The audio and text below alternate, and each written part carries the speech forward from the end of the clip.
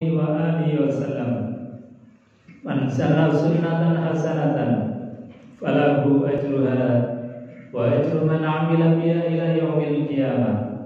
Wa man sanna sunnatan sayyi'atan fa 'alaiha wizruha wa wizru man 'amila biha ila yaumil qiyamah.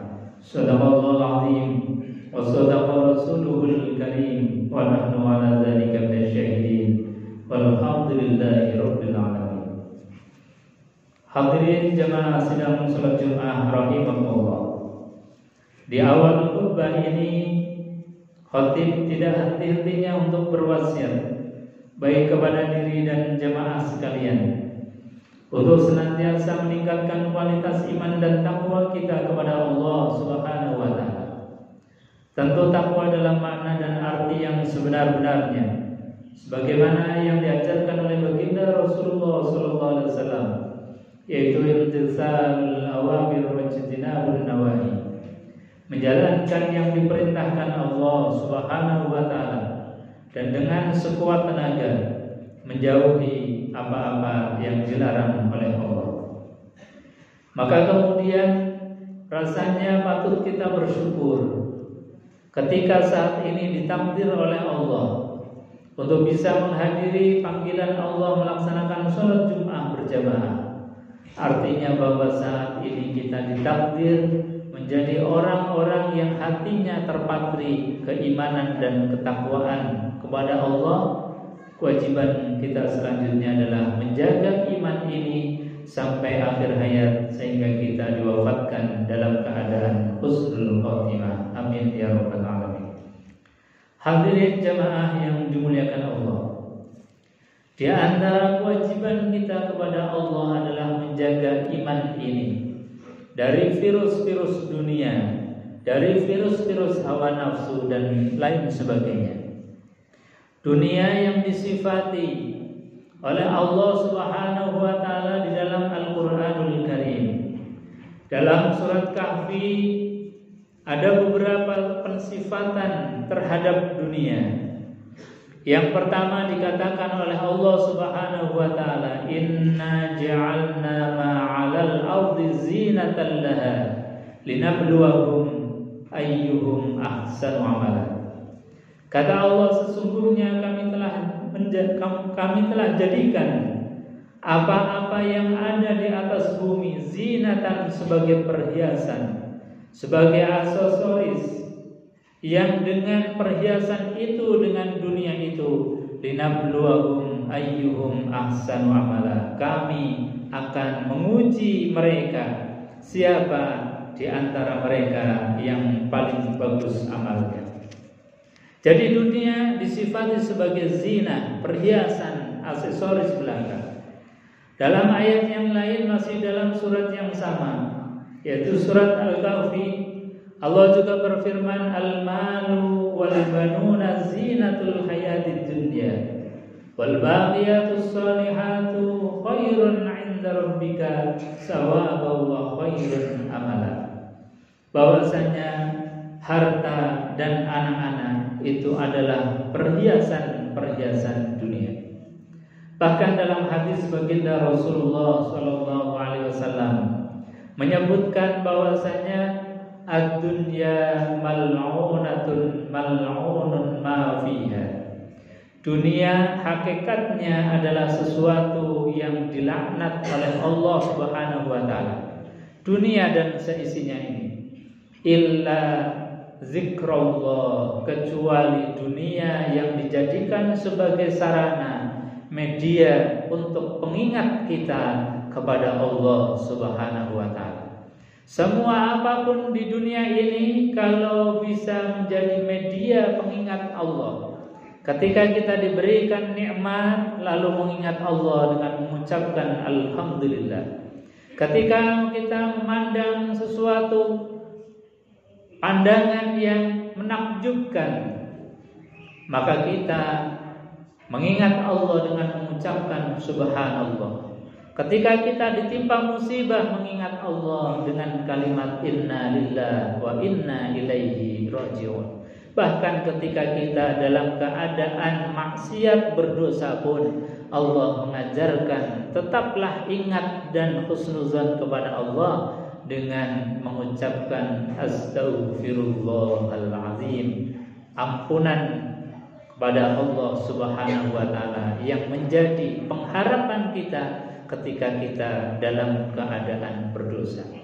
Inilah jadi semua dunia disifati oleh Rasulullah, ad-dunya mal'unatun, dunia itu dilaknat. Wa ma fiha, dan apa-apa yang ada di dunia ini juga sama, illa zikrullah, kecuali zikir kepada Allah, kecuali dunia yang dijadikan sebagai sarana pengingat kepada Allah Subhanahu wa taala, au aliman au muta'alliman, dan sesuatu yang tidak dilaknat di antaranya selain zikrullah, mengingat Allah adalah orang yang dalam proses belajar mengajar.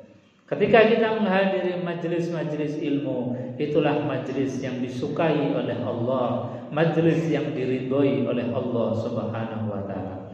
Hadirin jemaah yang dimuliakan Allah, karena dunia ini hanya sebatas zinatul hayatid dunya, perhiasan dunia, aksesoris dunia, maka ini tidak bisa menghantarkan kita kepada kebahagiaan kecuali itu jadi sarana untuk menunjang zikrullah yang akan menghantarkan kita kepada tujuan hidup sa'idun fid dunya wa sa'idun fil akhirah, bahagia di dunia dan bahagia di akhirat adalah al-baqiyatus shalihat, kata Allah, adalah amal-amal yang baqa, amal-amal yang kekal, as-shalihat juga amal-amal yang baik. Baik dalam ucapan kita, perbuatan kita harusnya mencerminkan ucapan itu adalah ucapan yang punya nilai kekekalan. Perbuatan kita juga harus mencerminkan perbuatan-perbuatan yang menjadikan kita kekal dalam kebaikan. Sebab apa? Kalau kita tidak berpegang kepada al-baqiyatus sholihat, baik ucapan maupun perbuatan, kadang-kadang ucapan kita ini dari mulai bangun tidur sampai menjelang tidur, itu ucapan-ucapan kita hanya disifati sebagai kaburat kalimatan takhruju min afwahihim iyaquluna illa kadziba. Kaburat, sungguh sangat jelek sekali, buruk sekali, kata Allah. Kalimatan, yaitu satu kalimat, takhruju min afwahihim, yang kalimat itu ada bukan karena hakikatnya, tapi kalimat itu ada karena sudah kadung diucapkan oleh kita. Dan itu banyak sekali kalimat-kalimat yang kita seringkali ucapkan dalam keseharian, itu tanpa ada makna yang hakiki. Ucapan itu ada karena sudah kadung kita ucapkan. Contoh misalnya, siang hari ini hujan deras, itu ada kalimatnya, tapi tidak mencerminkan daripada hakikat makna itu sendiri. Ada kalimatnya karena sudah kadung diucapkan. Misalnya ada orang yang kemudian mengatakan Isa ibnullah, Isa itu anak Allah atau anak Tuhan. Itu kalimatnya ada, tapi tidak mencerminkan hakikat daripada sebuah kalimat. Karena apa? Karena hakikatnya Isa adalah ibnu Maryam, Abdullah, hambanya Allah Subhanahu wa ta'ala. Jadi kadang-kadang kalimat itu ada karena memang diucapkan, bukan mencerminkan dari sebuah hakikat yang kita ucapkan. Kita kemudian dalam keseharian, misalnya kita memuji seseorang, baik memuji anak kita, pasangan hidup kita, memuji dari tetangga kita, itu sebetulnya kalimat-kalimat yang tidak ada makna hakikatnya. Karena apa? Andai kata kita kemudian diperlihatkan aib seseorang yang kita puji, maka kita tidak akan memuji orang tersebut. Atau ketika kita dipuji oleh orang, itu hakikatnya bukan pujian untuk kita. Karena orang memuji kita itu karena tidak tahu aibnya kita. Jadi dalam pujian-pujian yang sering kita lakukan kepada orang lain atau orang lain memuji kita pun, itu adalah kalimat yang tidak merujuk kepada makna hakikatnya. Maka supaya kalimat kita itu punya nilai al-baqiyatus sholihat, ucapan yang kita ucapkan dari mulai bangun tidur sampai menjelang tidur, supaya punya kualitas hakikat,